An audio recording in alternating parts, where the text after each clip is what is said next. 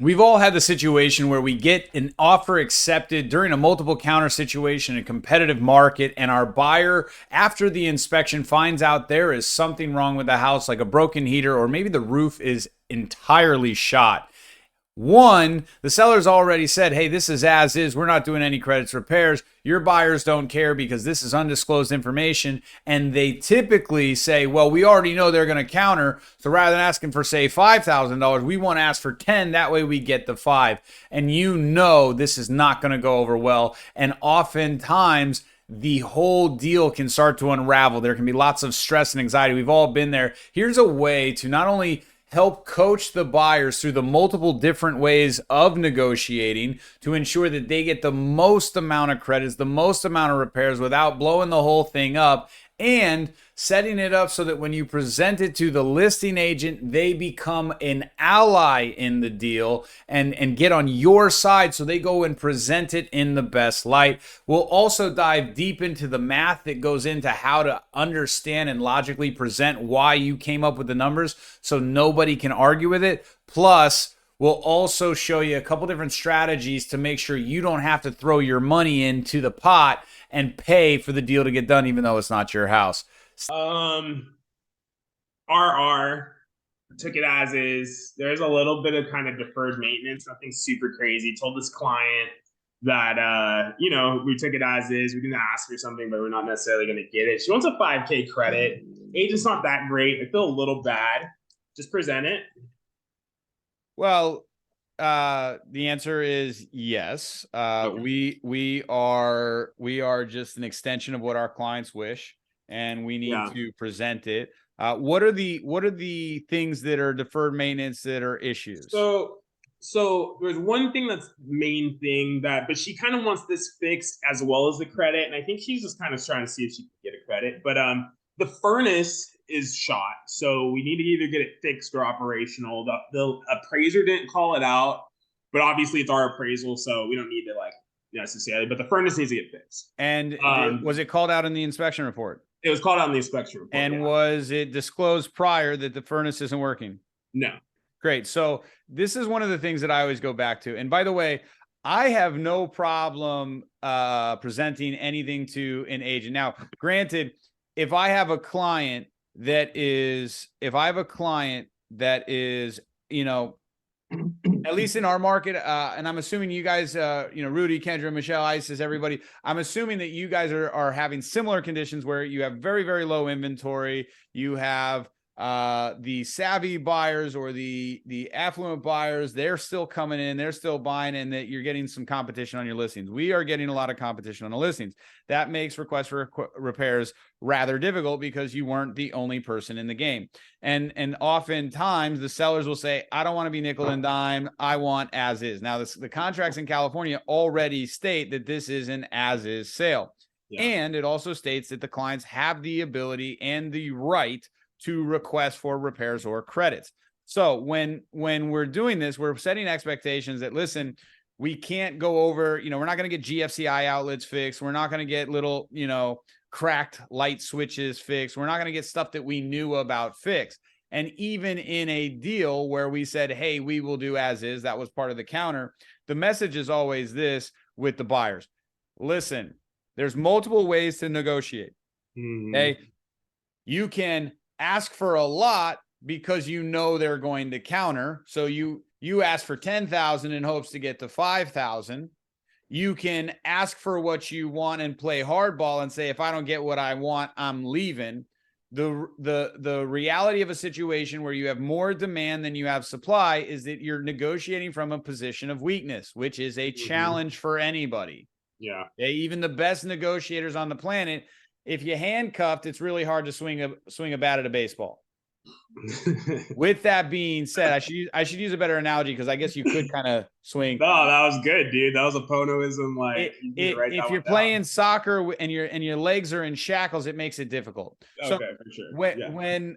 When clients do that stuff, because they always do, well, I know they're going to counter, so I want to start high. Say there are pros and cons to every situation. And it's my job as an agent to educate you about the decisions you're making so that you ultimately get what you want, which is the most amount of credits and repairs. Is that not the case? Yes, that is. Okay, great. Yes. So when we go in there, if we've got multiple competition, we got to understand that the seller, they also want something that's a little unrealistic. You want to start at 10 grand, unrealistic. They want you to start at 0, unrealistic. And there's a contractual item that says we're not going to ask for anything. But the reality is that a heater was not disclosed. Had they said, hey, the heat doesn't work, and then we made our offer, then absolutely not. You're not negotiating for it because you've already agreed not to.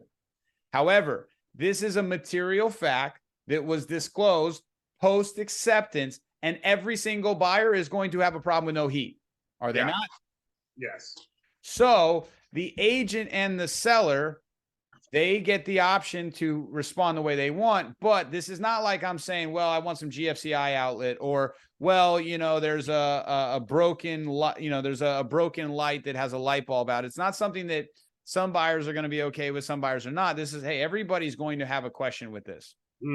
Got it. Okay? So when you do that, though, you want to let them know, look, one of the cons in this market, and it happens 9 out of 10 times, if you ask for more, knowing that they're going to counter, the seller is going to perceive you as an uncommitted, nickel and diming type of buyer, because they know half of the things that you're asking for, nobody cares for. Yeah.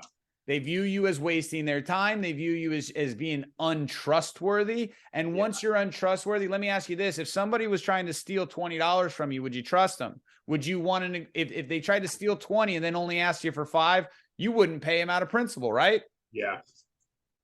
That's if true. we don't, if you don't like somebody, you don't want to negotiate with them because you don't want them to win, do you? The best strategy right now is to ask what you want and then play hardball for it. Because as long as we're reasonable, we're logical, and everybody else would behave the same way, they can't call us untrustworthy. They can't call us scam artists. They can't call us nickel and dimers. And here's the leverage. Yeah.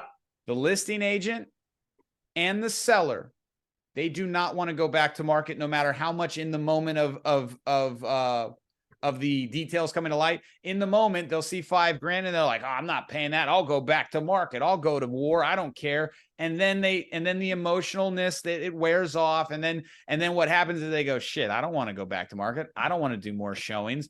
And when the agent goes to me, Mr. Buyer, when they say, well, we'll go back to market, say, that's great. We already beat everybody. We're already the best offer. Otherwise, we wouldn't be in escrow. And you're now going to go tell every single one of the buyers that we already beat, that we already paid more money than. You're going to go tell them that they don't have any heat. So guess what? We're not the only one going to be asking you for more money. So if you think you're going to go talk to the losers and give them more information that says your property is worth less, and now all of a sudden they're going to pay more, we'll take our chances. Right? So I do that in a much, that's the mindset of what that's what my clients want, right? My clients want me to go, I've got no fear. I'll go show more homes. I'll go do it. That's fine. The same way they're saying, well, we'll go back to market. And what you do is you say, so let's do the right strategy in this situation. Let's come up with a list of every single thing that the buyers that we didn't know about.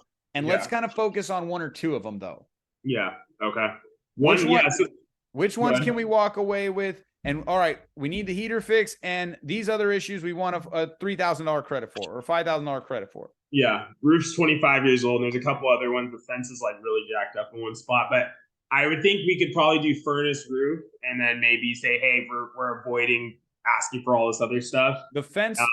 Did you guys know it was in poor condition when you? It was in poor condition when we were there. So I wouldn't necessarily say that's one that we could really ask for. Again, because as a seller, I'm like, so they walked the house and never looked at the fence stop. Yeah, it's true.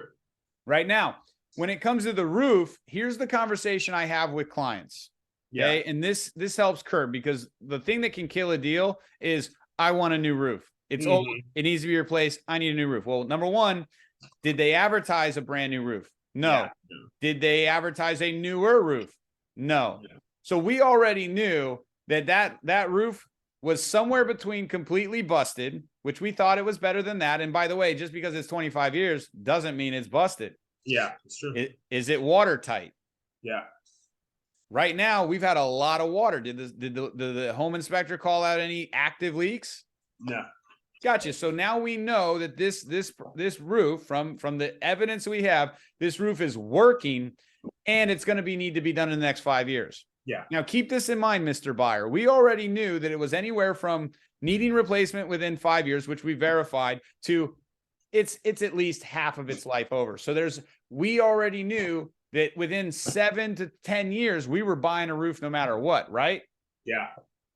So let's do the right thing. And when we're thinking about credits, we found out that it probably has 5 years less of life. Mm-hmm. Average roof has about 25 to 30 years, which we just verified. 30 years, 5 is 1/6. Roofs are 15 grand. What's 1/6 of 15 grand? 15,000 times, 1/6. Oh, shoot, I got to do 100 divided by 6. What is that? 33, 17. All right, so it's about 17%. Yeah. Okay, so 17%. So 15,000 times 0.17. It's about $2,500 if we're being straightforward. And that's if they agree to a dollar per dollar value. Do you understand the math there? Yeah, I get what you're saying. Okay. You verify what condition we thought the roof is when we went in. Mm-hmm. We found out that it was a little worse than what we thought, and yet it's still sealed. It's still sealing. It could leak next month. It could leak this. By the way, leaks over the living room space are part of the home warranty if you're getting the platinum one, which we all do. Okay, so on every home warranty, we should be doing the Crest 13-month for a few reasons. One, it's the best coverage for the buyers. 2, it's the best value for the buyers. And 3, it also has E&O coverage and benefits for us. And so it helps everybody. So who's this company that you use? I still do Mona. Yeah, that's what you're talking about, right? Yeah, so there's a 13-month Crest plan. Call her and ask her. I think it's like the 13-month Crest Platinum or something. Okay, I'll check it out. Yeah, Old Republic. So you remind them, one, a logical, you verify the condition that they thought the house was in, the roof was in. You verified that the evidence suggests that it's sealed, and it's never been a better time in San Diego to check a roof for sealing, obviously because of the rain and whatnot. You then say, okay, so there's actually a few years less. You were going to buy a roof no matter what in 7 to 15 years anyway, 7 to 10 years anyway. And if you were going to sell in 7 years, the next buyer was going to expect you're going to have to do a roof anyway. So it's not like you thought it was a brand new roof and now it's a garbage roof. You found out you've got 3 years, 5 years less of life. That's 1/6 of the average life. 1/6 of a total roof is about 2,500, $3,000. That's the most we want to ask for to be logical and make sure that they don't think we're nickel and diming scam artists that don't care about their property, because that's a bad strategy. Yeah, got it. Okay. And by the way, running through this scenario with your clients now allows you to not feel bad about presenting this on behalf, because you can go to the agent and go, look, here's the math. Tell me I'm wrong. Yeah, it's true. Is there any agent on this thing that if I was on the phone with you, you would go, oh, you're being unreasonable? No. I think it makes sense. It makes sense. So then you put the listing agent in a position to go to and this is where we make the big bucks, because by setting this up this way, we now have done a good job for our clients of keeping them in alignment with what's a fair transaction. And if they can get the credit, they win. We've done a good job of giving the listing agent a script or a presentation that they can go to their seller and go, listen, I know we want it as is. Couple things. There's no heat. Yeah. We got to have some heat. Okay. And this is something that you can also use if an agent ever gets upset you. There's 3 types of problems in a transaction. You've got seller problems. Yeah. You've got buyer problems. Well, actually, there's technically, depending on how you group it up, but I view it as 3. You've got buyer and seller problems, right? Buyers are having an issue with sellers. Sellers have an issue with buyers. There's emotionness. That's a problem. You've got house problems where, like, it's the heat's broke. That's an issue with the house. That's a house issue. We didn't know about it. You didn't tell us about it. It's a house issue. And then you've got agent to agent problems. There's ego and stuff involved with the agent, right? And so when the agent starts getting frustrated, or if they get frustrated, you've given them the ability to go to their seller and go, listen, this is a house issue. Every buyer is going to have a problem with heat. You know, well, the heat was just working for me. Great. It wasn't working for them at the inspection. They didn't know about it. Like, bad timing. That sucks, but it's still not their issue. And every buyer is going to have an issue. If you give the agent the ability to go do their job and present it, it's going to receive a better response. And last but not least, and I've said this to agents are like, I can't believe you're doing this. I can't believe, you know, you're just going to let your client do whatever you want. I say, hey, listen, right now, there's three, and what I do is I build them up as experts. I go, listen, I'm so glad I'm in this transaction with you because you get it. I know this is frustrating. I wasn't excited that the heat was broken either. It was one more thing that I had to do, right? I get it. My client was upset about it, but here, listen, we both know, and I know I'm preaching to the choir, but I'm going to say it since we're here. There's three, hold on one second, Michelle. Yeah, that's a good point, Michelle. There's three types of problems. There's buyer and seller problems. There's house problems. There's agent problems. Let's not let this become an agent problem. Right. Let's not get you and I get all emotional and fired up about where we're at. Let's focus on the fact that it's a house problem and every buyer is going to have an issue with it. Yeah. Now, Michelle, in that situation where you're saying, hey, you can offer a home warranty to meet the buyer and the seller in the middle, they could do, like, are you talking about doing an additional like roof cert? Anything really. I just was in a situation with this in my last deal. I represented the buyers, and the home definitely was in, it definitely needed some work. And the AC unit was working, but it was faulty. It needed to have some repairs done to it. And I submitted the inspection report to our home warranty company, and she said that it would be covered should something happen to it. So we asked for a 2-year home warranty for the seller to pay at closing, which he did. And so far, so good. Okay. You can do that. Couple things. One, at least what I've been told from Mona, our home warranty wet rep in California, if you give them a home inspection report with a issue that is a problem, and then you move forward, they have the ability to say no.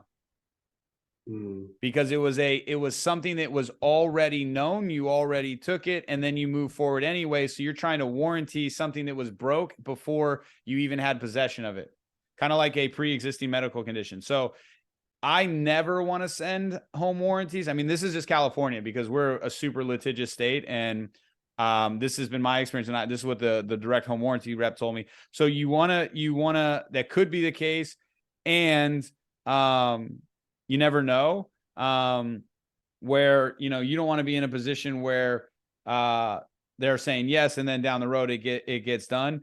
And you can do the 2-year warranty, where that's like step 2 or 3 in my opinion. So for example, the first thing that I want to do is I want to go to them and say, I want to get them $3,000 because they already have a 1-year home warranty in place. The second year add-ons, like an extra $300. I want that to be, I want to go see if I can get them the $3,000 and the repair, and I get them all that. And then let's say the seller comes back and says, no, not yet. No, we're not doing anything. Okay, well then you say to the buyer, okay, you want to move forward? They say, no, we want something. Okay, great. Let's go back and say, we'll take the heater repair and we'll take $1,500 for the roof. And they say, no, we're not doing that. Okay, fine. Let's go back with the heater repair and buy us an additional year of home warranty. So it's absolutely something you can do to help them meet in the middle, but we haven't submitted anything yet. So we're at the beginning, not the middle. Got it. Because what you're highlighting is super valuable, is that sometimes they just need to win, even if it's a little bit. Even if it's a little bit, right? Like nobody wants to walk away from a negotiation with 2 black eyes and a bruised knee. And if the deal went, and that's the other thing. So like when we're at the first place, at the end of the day, even if the buyers come in and ask for too much, the seller can just counter you, right? So you do your best to get the best response, you send it over. If the sellers come back, then you have another presentation with the buyer where they may just let it go and move forward anyway. So why spend all this time trying to get them to do you know, like you said, meet in the middle. Before we even get there, let's see how it plays out. Let's go for what we want. They might just say yes. They might just say, screw it. And then you look like the rock star. They might say, we'll meet you in the middle, and you look like you got them something and you can go there. But they still have to go through the process, because in California, there's no passive contingency removal, meaning at no point can they say, well, forget this. We're canceling. We're taking your money. They still need us. We still have leverage. And even if they do get super pissed off and they're like, screw that, I'm emotional, I'm going to be arrogant, and I want to cancel on you, they still have to serve us a 2-day notice to perform. So if they served it today, they wouldn't have the right to cancel until Friday at Saturday morning. Oh, they can't even cancel on Saturday. They can't cancel on a weekend. So they wouldn't even be able to cancel until Monday at 12:01 a.m. And we could even still go back and renegotiate and get another hard no, kick rocks another couple times while we have that time, and try to wear them down on behalf of our clients. And then, and only then, once we've gone through all that process, so many times agents lead with commission. Hey, we want $3,000. Seller says no. And they're like, well, I'll just kick in 1,500. What I do in that situation, before I ever give money, I want to see this thing to the end. I want to try to wear out the weakest party. Yeah. Okay. We talked about this. In every transaction, there's a weak party. It's either the buyer's agent, the listing agent, the buyer, or the seller. Somebody's the weak party. And before I start giving up my money, I want to make sure I've hammered everybody else to make sure I'm not the weak party. I learned this from a mentor of mine, been in real estate 25 years, Eric Pointer. And it was great. He taught me this lesson. And then I was selling websites for him, and no joke, I come to him and I'm like, hey, I want to do a discount for the website. I want to bring them on board. They're a great client. They're awesome. They're great. They said they'll sign up for if we waive the startup fee of $500. And he literally sits there and he goes, Josh, we talked about the weak parties in negotiation. You know, you got a buyer, you got a seller, and you got the agents in the middle. And we talked about how it's best for you to hammer the weakest party. Are you telling me I'm the weakest party in this transaction, Josh? And I was just like, crushed me. I was like, no, Eric. He goes, then I suggest you go and hammer the weak party and not ask me to give them my money. I was like, sheesh. Lesson learned, bro. I'll be back. Lesson learned. Oh, wise man. It's great for you, man. Got me on some Mr. Miyagi stuff. So anyway, I'll go back, and even before I give out the money, I'll say, listen, Mrs. Listing Agent, Mr. Listing Agent, seller, the buyer's being legitimate, and they're ready to walk away, and they don't think I should have to pay for a broken heater. Are you willing to kick in $1,500 to save this deal? It's your listing. You're the one who didn't figure out that the heater was broken. You're the one that's got the emotional client. Are you willing? Nah, I'm not doing it. I'll go back to market. I don't care. Okay, great. Will you meet me halfway? Like, I still keep going. Will you meet me halfway? And then, and only then, I've hammered the seller. I've explained to the buyer what's going on. I've hammered the other agent. Only then, and if I'm 500, 600, 1,000, I mean, shoot, in this market, slam dunk the deal, because prices could go up. They might be priced out. They might lose out. You might be months in, and it's like, why go show 10, 15 more homes, make 5 more offers when you can just slam dunk the deal for $1,000 after you know there's no blood out of the turnip, so to speak.